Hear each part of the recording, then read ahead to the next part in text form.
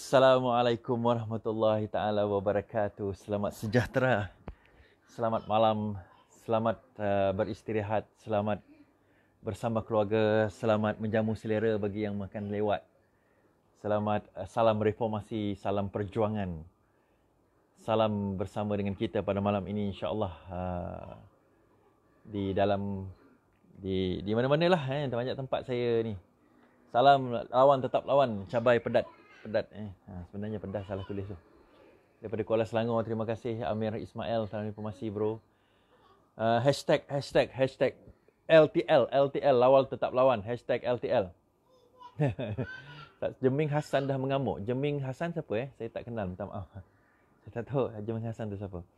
Jelas dan clear di KL. Terima kasih Joyce, thank you for watching video kita pada malam ini. Terima kasih juga yang terus menonton kita. Daripada Subang Jaya, kita ada daripada pelbagai tempat. Azizah Busra, Nek Ben, terima kasih Nek Ben. Esok kita jumpa Nek Ben. Salam informasi, jangan stres. Stres tu biasa, tapi stres ni stres yang bagus lah. Singapore Clear, Ghazali Ghalib, terima kasih. Anwar CBT, terima kasih juga yang menonton kita di pelbagai channel hari ini insya-Allah. Daripada Pandan Indah, daripada Beaufort, terima kasih Malik. Apa khabar orang Beaufort, Malik? Terima kasih kerana menjemput saya pada hari itu. Lawan tetap lawan, hashtag LTL, hashtag LTL. Lawan tetap lawan, bang InsyaAllah malam ni kita akan mengupas mengenai beberapa topik. Saya tergelak tadi bila ada orang, dia hantar satu WhatsApp, kawan saya lah, dia hantar WhatsApp, dia kata, Is, ada orang kata engkau katel, Is, dia kata engkau katel. Saya tak tahu siapa yang cakap tu dah. Dia cakap tentang someone, siapa tah nama dia, saya tak ingat sangat nama dia sebab saya tak, seriously to be honest, saya tak kenal dia. Tak pernah jumpa dia. So dia kata ada orang cakap engkau ni katel, dia kata. Lepas tu dia kata, dia ni orang keadilan ke? Dia kata bukan orang keadilan. Oh, okey. So dia kata bukan orang keadilan, dia kata kau ni katel. Kita cakap okey, kita fahamlah kalau dia bukan orang keadilan dan dia bercakap tentang katel. Kita ni katel, kita fahamlah bahawa dia ni tak lain tak bukan orang yang tidak berilmu lah, tak ada ilmu dalam bidang nak mengetahui siapa itu katel. Tapi malam ni insya-Allah saya akan bercakap tentang apa itu katel dan bagaimana sebenarnya katel itu wujud bukan setakat di dalam Parti Keadilan Rakyat, tetapi juga dalam parti-parti seperti Amanah, seperti DAP. Kartel yang mana mereka ni adalah satu yang saya boleh definisikan sebagai satu kumpulan manusia yang bekerja sama. Dia sanggup buat apa saja, matlamat dia bukan untuk memperbaiki sama ada membaiki negara, membaiki parti, tetapi tujuannya hanyalah untuk mendapatkan jawatan, laba dan juga pangkat serta nama. Itu saja tujuan dia. So dia tidak ada lebih dari itu. Jadi saya akan terangkan tentang apa itu kartel, bagaimana kartel dan sebagainya. Tapi sebelum itu saya akan bercerita tentang apa yang berlaku hari ini, iaitu hari ini adalah kes di mana Mahkamah Rayuan telah mendengar kes Musa Aman. So apa yang berlaku dengan kes tersebut? So bagaimana keadaan kes tersebut? Apa yang kita boleh harapkan daripada kes tersebut kan? So hari ini Musa Aman bersama dengan 33 defendant yang plaintiff yang lain telah mengemukakan saman kepada kerajaan negeri dan juga TYT kerana telah membubarkan parlimen menurut mereka secara tidak sah. Maka dengan itu mereka mencabar keputusan TYT dan juga keputusan Ketua Menteri Syafiq Abdal kerana membubarkan parlimen pula. Dewan Undangan Negeri yang lepas dan mengatakan bahawa itu adalah tidak sah. Namun begitu, menurut perlembagaan dan juga menurut undang-undang, SPR mempunyai tempoh masa selama 60 hari untuk mengemukakan tarikh pilihan raya penamaan calon, iaitu 12 hari bulan ini, dan tidak boleh berlengah lagi dalam keadaan tersebut. So pilihan raya akan dilakukan dalam masa yang terdekat, iaitu penamaan calon pada 12 hari bulan, dan pembuangan undi saya rasa 26, 27 hari bulan macam tu. 26 hari bulan tak ingatlah, lebih kurang macam itulah. Sebab saya tak terlibat dalam pilihan raya ini, jadi saya tak ambil tahu sangatlah kan. Cuma ada orang tanya, adakah saya pergi Sabah ke tak dalam pilihan raya yang akan datang ni? Jawapan saya tak pergi Sabah lagi sebab saya dah pergi hari tu. Sebelum pilihan raya memang saya saja pergi awal, sebab saya tahu biasanya pilihan raya ni penuh ramai orang daripada pelbagai parti akan datang. Orang-orang akan datang untuk memeriahkan suasana, membantu dan sebagainya. Jadi saya decide untuk pergi awal, iaitu dalam minggu lepas saya pergi dan saya pergi ke 4 cabang pada masa itu, 4 parlimen, iaitu Beaufort, Labuan, Tuaran dan juga Putatan. Walaupun Labuan tak bertanding dalam pilihan raya negeri ini kerana pertama dia adalah wilayah, kedua dia tak ada DUN. Dia hanya parlimen. Tetapi kita pergi ke Labuan atas dasar pertama itu adalah rakan kita, kedua atas jemputan, ketiga kita rasa bahawa selepas ini insya-Allah kalau ditakdirkan dengan kekuatan yang ada, kita sebenarnya boleh menggerakkan Labuan ini di bawah Parti Keadilan Rakyat, insya-Allah, kalau itu adalah kehendak grassroots dan juga kehendak rakyat dengan keadaan yang ada, dan itu merupakan kerusi tradisi Parti Keadilan Rakyat pun sebelum ini sebenarnya. Cuma dipinjamkan kepada warisan. Dan lepas ini daripada gerak kerja, jentera dan sebagainya. In fact calon tu pun sebenarnya adalah calon daripada Parti Keadilan Rakyat. Jadi itu antara yang saya pergi hari itulah. So berkenaan dengan kes, kita cerita sikit berkenaan dengan kes yang berlaku hari ini. Musa Aman dan juga peguam dia membuat penghujah di hadapan hakim. Pertama sekali kita kata keputusan itu akan ditentukan pada esok hari selepas pukul 12 tengah hari. Mahkamah akan berkumpul semula dan keputusan akan diumumkan pada esok hari. Saya jangkakan dalam around after 12 lah. Berkemungkinan petang macam tu baru kita tahu keputusan Mahkamah Rayuan. So antara argumen, kalau kita tengok argumen yang dikemukakan oleh Musa Aman yang mengatakan bahawa kenapa pembubaran Dewan Undangan Negeri Sabah itu adalah tidak sah. Dia kata kerana Musa Aman sudah pun secara perlembagaannya membawa sejumlah SD, di mana SD itu diserah sudah pun ada dan ditandatangani oleh sebanyak 33 orang atau lebih 34 orang ahli Dewan Undangan Negeri Sabah yang bersetuju untuk melantik Musa Aman menjadi Ketua Menteri Sabah dan juga tidak bersetuju. Maksudnya undi tidak percaya, SD tidak percaya kepada Syafiee Afdal pada waktu itu. Namun begitu, SD itu tidak sampai kepada TYT. TYT tidak mahu berjumpa dengan Musa Aman. Akhirnya Musa Aman hanya sampai di gate. Seterusnya, terus Syafiee Afdal mengumumkan membubarkan Dewan Undangan Negeri dan dipersetujui oleh TYT, dan TYT menjalankan tugas beliau untuk membubarkan Dewan Undangan Negeri sebagaimana yang dikehendaki. Jadi, kalau kita tengok Musa Aman berhujah bahawa dia kata, kita dah ada SD. SD ini sah sebenarnya. Maka sepatutnya kita boleh untuk membubarkan. Dan dia refer kepada kes yang sama di Sabah tahun 1980-an. Saya tak ingat 81 ke 85. Saya tak ingat tarikh tu. Tapi pada 80-an, di mana pada waktu itu, kalau tidak silap Hairin Ketingan juga, dia mengumumkan satu kes yang sama, di mana mengatakan bahawa ada presiden, ada kes yang terdahulu mengatakan bahawa pembubaran secara itu adalah sah. Okey, secara akademiknya kalau kita tengok, pembubaran yang dilakukan tidak sah dan SD yang dibawa itu adalah sah. Nah, kalau kita tengok secara akademiknya, kita dapat saksikan bahawa, kita dapat lihat dan kita dapat kaji secara akademiknya bahawa TYT itu mempunyai hak untuk membubarkan Dewan Undangan Negeri atas nasihat daripada Ketua Menteri. Itu merupakan perlembagaan yang ada, sebagaimana Sultan Agong itu mempunyai kuasa untuk membubarkan Dewan Undangan Negeri atas nasihat Parlimen atas nasihat Perdana Menteri, ataupun Menteri Besar itu boleh membubarkan sebuah Dewan Undangan Negeri atas nasihat dengan menasihati Sultan. Ketua Menteri boleh menasihati Sultan dan Sultan boleh membubarkan Dewan Undangan Negeri. Maksudnya di sini, bidang kuasa untuk membubarkan dipanggil atas nasihat adalah bidang kuasa Ketua Menteri, Menteri Besar dan juga Perdana Menteri. Maksudnya kalau sekiranya mereka hendak menjalankan tanggungjawab, mereka hendak membubarkan Dewan Undangan Negeri ataupun Parlimen, maka hak itu ke atas mereka selagi mana mereka sah menjadi Ketua Menteri ataupun Menteri Besar. Tempoh masa itu tidak dinyatakan. Dia boleh buat pada bila masa yang rasa mereka nak bubarkan, dan itu merupakan prerogatif ataupun bidang kuasa Ketua Menteri, Menteri Besar dan juga Perdana Menteri. Itu adalah suatu kuasa yang diserah, yang diberi secara perlembagaan kepada Ketua Menteri, kepada Perdana Menteri, kepada Menteri Besar, tanpa ada dakwa-dakwi, tanpa ada pertikaian secara perlembagaan daripada dahulu lagi. Dan apabila TYT menerima surat ataupun usul tersebut daripada Menteri Besar ataupun Ketua Menteri ataupun Perdana Menteri, maka dengan keadaan itu TYT hanya sekadar mengesahkan menerima dan mengesahkan bersetuju, endorse untuk membubarkan Dewan Undangan Negeri ataupun Parlimen tersebut. Jadi dalam keadaan ini kita kena sedar bahawa itu bidang kuasa dua eksekutif ini, dua ahli ini yang untuk mereka menentukan. Maksudnya dia ada timbal balik, dia ada check and balance. Dia bukan setakat kuasa Ketua Menteri, bukan kuasa MB, bukan kuasa Perdana Menteri, tetapi disambut pula oleh TYT ataupun Sultan ataupun Agong di mana mengesahkan. Dan bila dua ini, dia kata yes and yes. Dia macam ada dua button lah, button A, button B. Bila Ketua Menteri tekan button A, tapi yang TYT tak sambut dengan button B, dan tak jadi juga. Maka dua-dua kena ambil tindakan. Dalam keadaan ini, adakah dua-dua telah ambil tindakan? Jawapan dia adalah ya. Tapi Musa Aman kata, oh saya telah dapat 33 SD, setuju.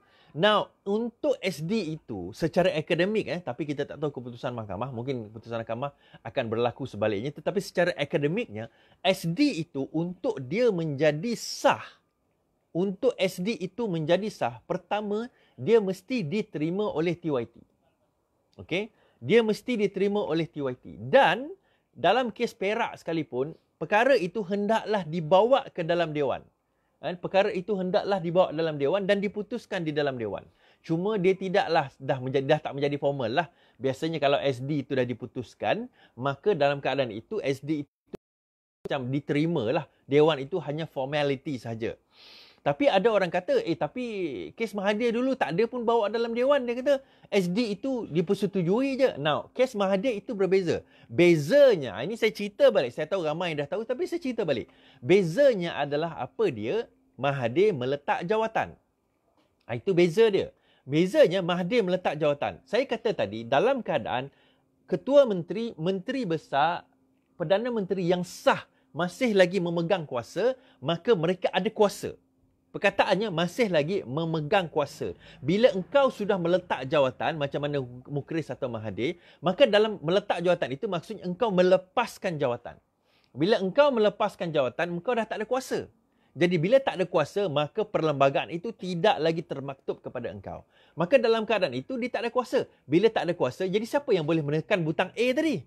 Bila tak ada orang boleh menekan butang A, maka Agong, Sultan, TYT akan panggil SD. SD itu akan mengatakan ya bahawa sah persetujuan sama ada orang itu menjadi Menteri Besar dan sebagainya. Tapi dalam kes ini, TYT, Ketua Menteri itu masih lagi seorang Ketua Menteri yang sah. Sebab itu dulu lagi masa Sheraton, saya dah cakap, Mahathir jangan letak jawatan, Mukhris jangan letak jawatan, tapi mereka letak jawatan. The only way adalah untuk letak, untuk bubarkan bubarkan parlimen atau bubarkan Dewan Undangan Negeri. So, keputusan esok kita akan tengok sama ada Musa Aman itu mempunyai, dan itu merupakan hujah pihak Pusat Syafiq Afdal dan juga TYT. Hujah yang saya cakap tadi itu merupakan hujah mereka, dan kita tengok sama ada esok ada pertikaian ini dapat diselesaikan atau tidak. Dan saya percaya benda ini akan pergi ke Mahkamah Persekutuan. Untuk saya nak bagi makluman juga bahawa Johor sebenarnya dah pun tumbang. Kerajaan negeri Johor sudah pun tumbang, sebagaimana yang saya sebut pada malam lepas dan 2 malam lepas, bahawa kerajaan Johor sudah pun tumbang. Kenapa saya kata tumbang? Sekarang ini Osman Sapian, bekas Menteri Besar Johor, dilihat sudah pun bersama dengan pejuang. Dan saya dengar rumours, ini orang amanah kena verify, bahawa sekarang ini ada ura-ura Osman Sapian tengah menarik orang-orang amanah untuk bersama dengan pejuang Johor. Ini saya dengar rumours. Betul atau tidak? Wallahualam. Sekarang ini ada ura-ura mengatakan Osman Sapian tengah menarik pejuang Johor untuk bersama dengan amanah Johor untuk bersama dengan pejuang bagi membentuk kerajaan negeri yang baru. Sekarang ini keadaan berada di dalam 28-28. Dipanggil hung government. Kerajaan tergantung. Bila kerajaan tergantung, tak ada siapa yang boleh menentukan siapa menyebelahi sesiapa. So, the only way mereka boleh nak gerakkan perkara ini adalah bila amanah kena bersama dengan parti. Tak boleh juga sebenarnya, sebab selagi mana parti keadilan tak bersama pun tak boleh juga. Sebab kita kena tahu bahawa keadilan pun dia ada juga kerusi dekat situ. So, the only way adalah di mana mereka kena panggil orang-orang daripada Bersatu ataupun UMNO ataupun PAS melompat parti pergi kepada geng-geng pejuang ini.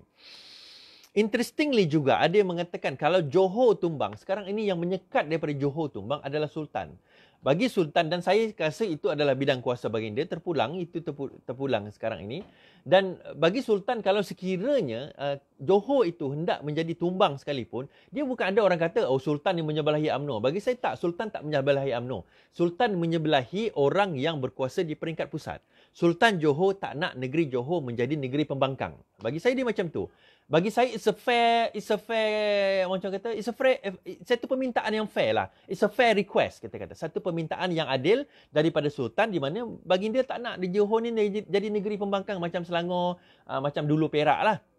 Macam mungkin Negeri Sembilan dan sebagainya. For me, it's a fair request. So, sekiranya itu berlaku dalam keadaan yang ada sekarang, melainkan kalau tiba-tiba 30 orang, 30, 20 tu lain cerita lah. Itu dalam keadaan lain cerita. Tetapi bila hang government, kerajaan tergantung ini, dalam keadaan itu sebenarnya dia kena memain peranan untuk nak, apa orang kata, nak menentukan. Baginda memain peranan untuk menentukan supaya tidak bertukar kerajaan.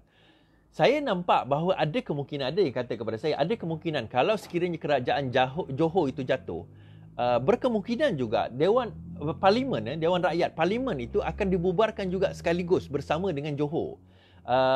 Kemungkinan itu ada. Saya tidak menolak kebarangkalian perkara itu daripada berlaku. Bahawa Johor dengan tumbangnya Johor boleh tumbangnya juga negara ini, dan juga pilihan raya umum boleh dilakukan dengan keadaan itu berlaku.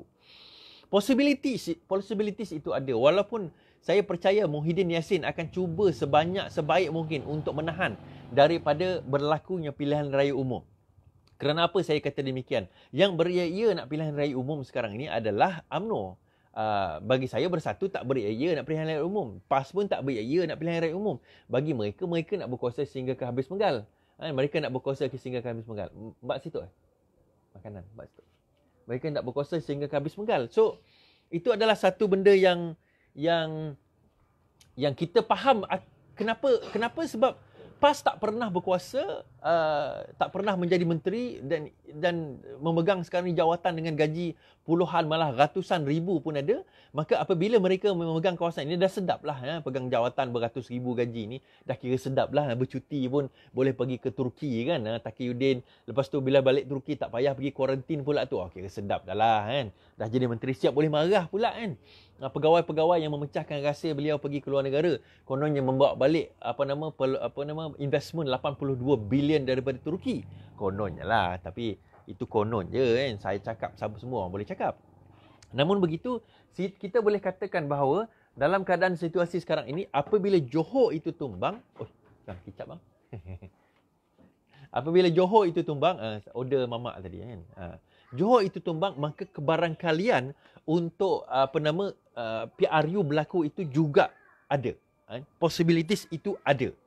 Sebelum ini saya berlapik sikit cakap tentang Sultan kan. Tapi sekarang ini bagi saya nampak peranan Sultan itu sangat penting dalam menentukan agar Johor tidak tumbang sehinggalah bertukarnya kerajaan pusat. It's a fair request. Bagi saya itu tidak masalah, dan itu permintaan yang daripada Sultan untuk memastikan bahawa rakyat dia, baginda ni bercakap tentang rakyat dia. Jadi for me it's a fair request, tak apa.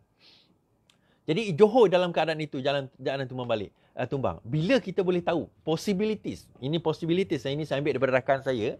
Possibilities kita boleh tahu seawal 10 hari bulan ni, which is sekarang ini 10 ke 12 hari bulan ni. Possibilities itu ada, kemungkinan itu ada. Kita boleh tahu sama ada kerajaan Johor ini kekal atau tidak, kerana Dewan Undangan Negeri itu akan bersidang dalam minggu ini, insya-Allah. So kita tengok sama ada ke tidak perkara itu akan berlaku, ataupun kerajaan ini akan seperti biasa, ataupun bagaimana kan?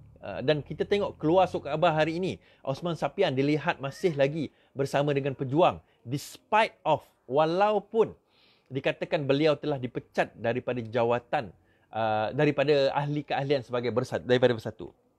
Okey, habis kat situ. Jadi kita kata Sabah sekarang ini, bagaimana Johor dalam keadaan terumbang-ambing, dalam keadaan tidak menentu, dalam keadaan kucak-kacir. Sabah ni dah PRN dah tak kucak-kacir dah, dia dah serahkan kepada rakyat. Tetapi Johor ini masih dalam keadaan kucak-kacir, terumbang-ambing. Dan tidak selamat juga Melaka. Tidak selamat juga Melaka sebab mereka juga berada dalam keadaan yang sama. Masih ada mereka yang berkira-kira untuk melompat ke sana kemari. Jadi possibilities untuk melompat itu ada, menyebabkan kemungkinan untuk itu berlaku itu ada. Okey, habis.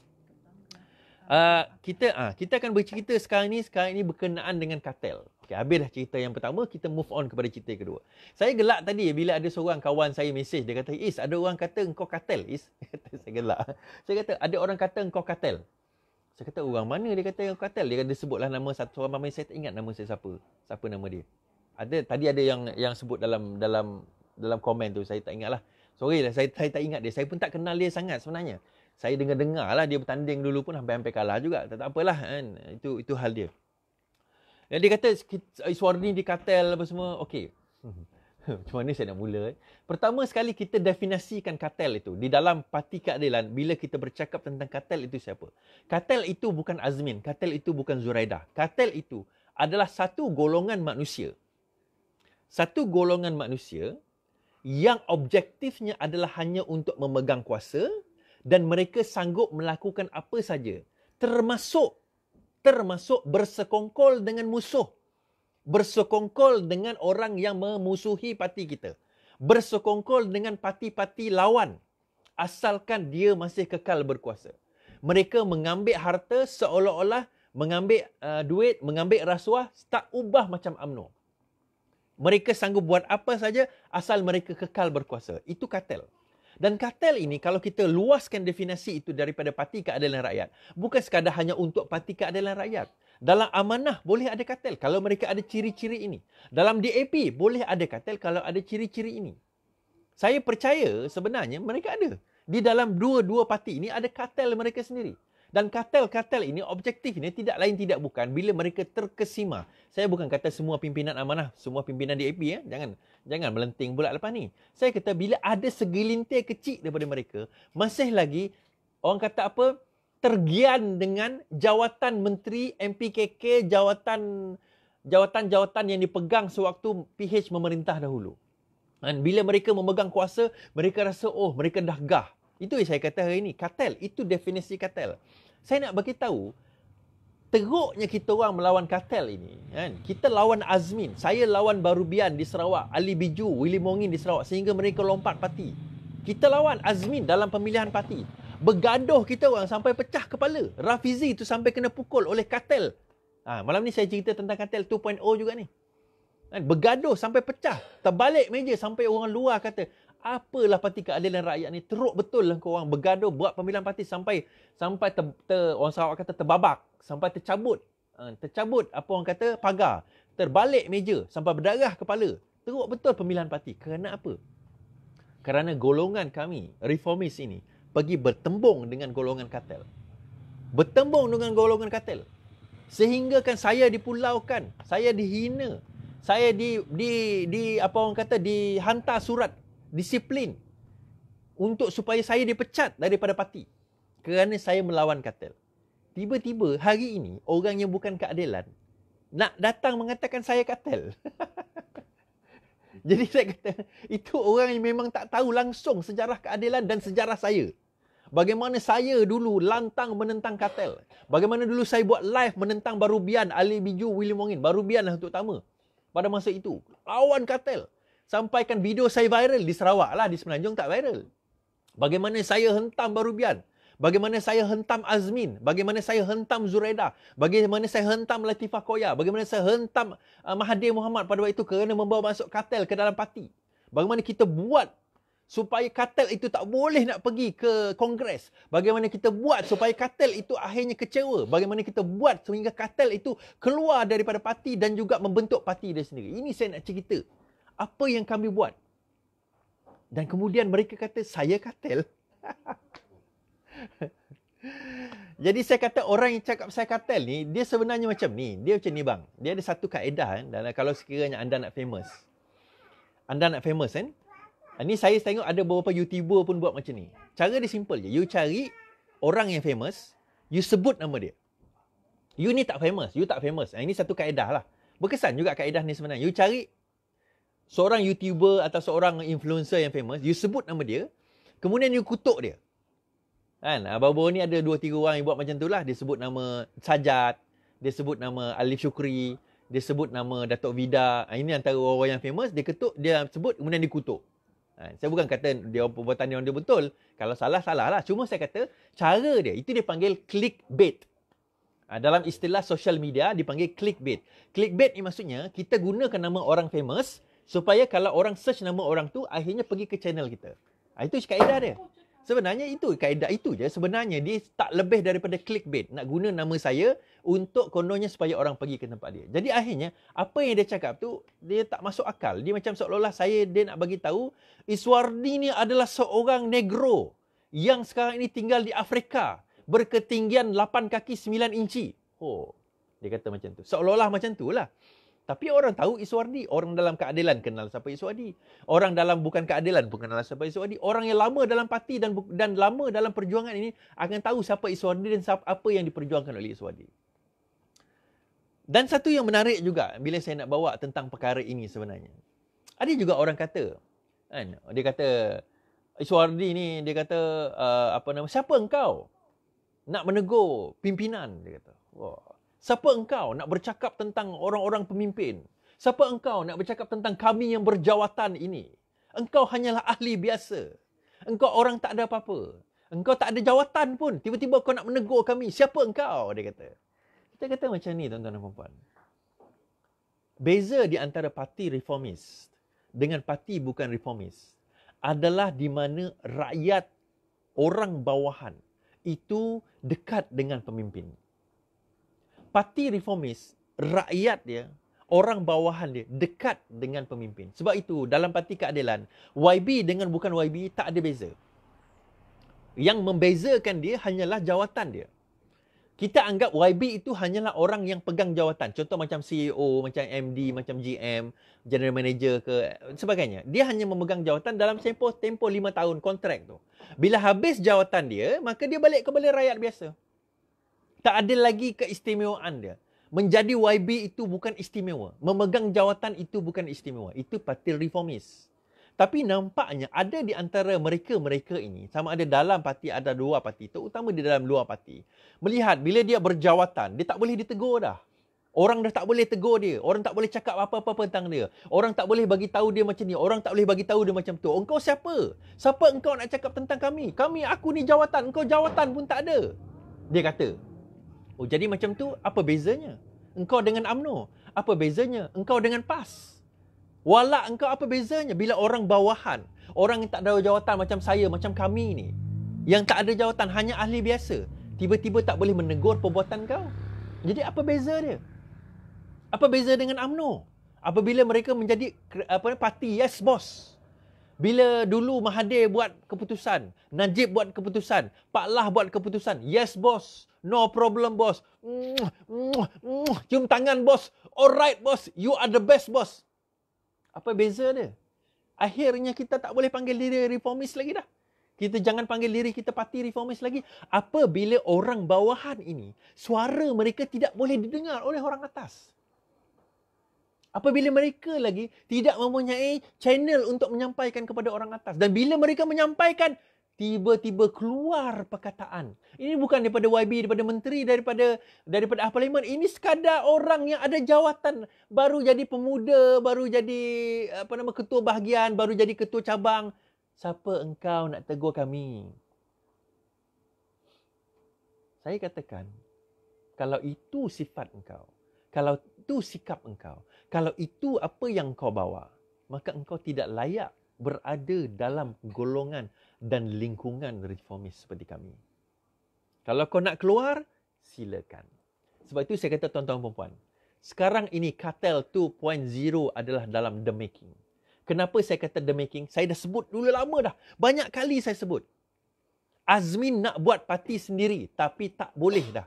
Sekarang ini kartel-kartel yang mana dah keluar menyesal. Di Sarawak ini, kartel-kartel yang dah keluar pergi ke penggerak, pergi ke pemuda negara, pergi ke parti kudu dan sebagainya itu, dan dah menyesal. Kerana apa mereka menyesal? Azmin menjanjikan parti sendiri. Zuraidah menjanjikan parti sendiri. Bila ada parti sendiri, mereka boleh jadi ketua cabang, ketua bahagian, ketua cawangan, ketua itu, ketua ini. Dapatlah laba daripada Azmin sebagai menteri. Dapatlah laba daripada Azmin sebagai menteri. Tetapi, apa yang berlaku? Apabila Azmin masuk bersatu, Zuraidah masuk bersatu, geng-geng Ali Biju, Wali Mongin masuk bersatu. Jadi mereka-mereka yang sekarang ini dalam parti-parti yang dah keluar ini nak pergi ke mana? Kalau mereka masuk bersatu, mereka setakat jadi ahli biasa. Takkanlah mereka nak potong pula Ketua Bahagian Bersatu yang dah pun buat pemilihan. Takkan mereka nak potong pula MPKK yang mana orang Bersatu dah pegang. Siapa engkau tiba-tiba baru masuk nak jadi pegang? Jadi akhirnya Azmin tu dah meninggalkan. Yang sepatutnya dalam Parti Keadilan, yang kononnya bila Azmin buat parti, mereka akan melompat. Mereka nak melompat ni, dah ready nak melompat. Bila Azmin masuk Bersatu, mereka sekarang ini kata Azmin telah khianat. Mereka nak buat U-turn beramai-ramai. Termasuklah yang pukul Rafizi hari itu. Dah buat U-turn beramai-ramai. Sebab itu dia jumpa Anwar. Apa tujuan mereka buat U-turn beramai-ramai? Mereka akan take over balik Parti Keadilan ini dalam menjadi kartel 2.0. Tapi percayalah tuan-tuan dan puan-puan. InsyaAllah saya kata. Selagi mana saya ada di sini, pasukan saya ada di sini, rakan-rakan reformis kami ada di sini. Lawan! Tetap lawan! Kita akan tetap lawan. Kalau dulu kami boleh lawan sehingga kau terciduk, jangan ingat sekarang kami tak boleh lawan, tuan-tuan dan puan. Tolong share. Tolong share video saya ini. Tolong share sekarang.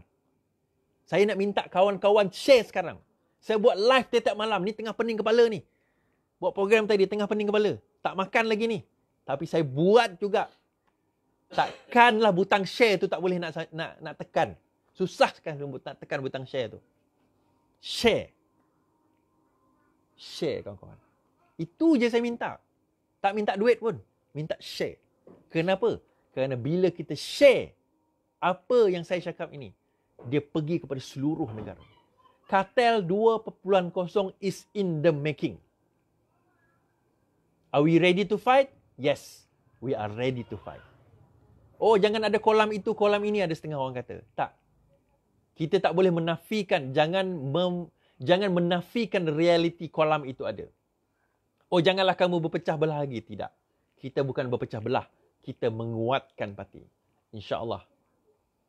Kita menguatkan parti. Dan tidak ada satu parti pun di negara ini, kecuali Parti Keadilan Rakyat, di mana ahli dia, yang biasa seperti saya, boleh bercakap menegur pemimpin paling tinggi. Boleh menentukan keputusan kalau benda itu salah. Sebab kita diajar, yang salah itu salah, yang benar itu benar. Tegakkan apa yang benar, lawan apa yang salah. Itu yang kita nak tekankan di sini. Tuan-tuan dan puan-puan, saya nak bawa kisah ini, saya nak bawa cerita ini. Sebab sekarang ini kartel nak U-turn beramai-ramai. U-turn beramai-ramai. Tetapi kita kata, sekarang ini kartel-kartel besar kita dah halau keluar. Setakat kartel-kartel kecil ini, kita sekadar sapu saja. Sapu saja. Saya tahu ada kartel tak puas hati dengan saya. Tak apa. Tak apa. Saya tahu kartel tak tengok video saya. So, saya tak ada masalah pun. Kartel tak tengok video saya. Kan? Tapi buat ahli-ahli Parti Keadilan Rakyat, nak tahu siapa kartel? Tengok. Tunggu. Dan kita pastikan kartel-kartel yang ada di Selangor, kartel-kartel yang ada di Kedah, kartel-kartel yang ada di Kuala Lumpur, di Johor, di Melaka, Negeri Sembilan, Pahang, Perlis, Perak, Sarawak, Sabah, kartel-kartel ini kita akan buang seorang-seorang. Kita akan hapuskan mereka seorang-seorang. Kita akan hancurkan mereka seorang-seorang. Sama ada dari dalam Parti Keadilan Rakyat itu sendiri ataupun di luar Parti Keadilan Rakyat itu sendiri. Kita kata cukup. Enough is enough. Cukup, kita kata. Cukup pengkhianatan itu. Cukup pengkhianatan itu berlaku. Enough is enough. Apa topik takhir? Tajuk takhir? Salah. Lupa. Oh, takhir sekali keadilan hanya 4 kerusi. Itu pendek sajalah saya kata. Keadilan adalah hanya ada 4 kerusi. Jawapannya itu adalah berita palsu. Keadilan pun tidak 4 kerusi. Keadilan tidak menggunakan logo warisan. Amanah yang menggunakan logo warisan. Ada orang kata itu adalah konsesi daripada Majlis Presiden. Tak ada. Itu hanya perbincangan di dalam Parti Amanah. Itu terpulang pada dia. Bagi saya, dia nak pakai, pakai. Tak nak pakai, tak pakai. Terpulang pada dia. Malam ini, tuan-tuan dan perempuan, saya nak beritahu. Perlawanan kita, perjalanan kita belum berakhir. sabotaj dari dalam itu akan dan sedang berlaku. Yang penting tuan-tuan dan puan-puan, kita kena lawan. Kita kena pastikan perlawanan ini diteruskan. This is a never ending game. Ada orang kata politik Malaysia ni kotor. Tak. Kat mana-mana pun politik sama je. Yang mengotorkan itu manusia. Itu saya kata, ada orang kata tadi. Dia kata tak nak join politik Malaysia lah, politik Malaysia ni kotor. Saya tanya, kalau politik Malaysia ni kotor, apa yang kau dah buat untuk membersihkannya? Saya kata ramainya kejahatan di negara ini bukan kerana ramainya orang jahat, tetapi kerana ramainya orang baik yang kata tak payahlah, tak apalah, tak naklah. Sebab itu tuan-tuan dan puan-puan, saya kata nak menang Malaysia, menang Sarawak. 3 hari bulan 10 saya akan buat dinner. Masih banyak lagi meja tak dijual. Dah ada ramai juga take up. Alhamdulillah, terima kasih. 2,000 satu meja. Saya mohon kepada rakan-rakan, tolong sebarkan. Kumpul duit. Bawa rakan-rakan kita. Saya merayu.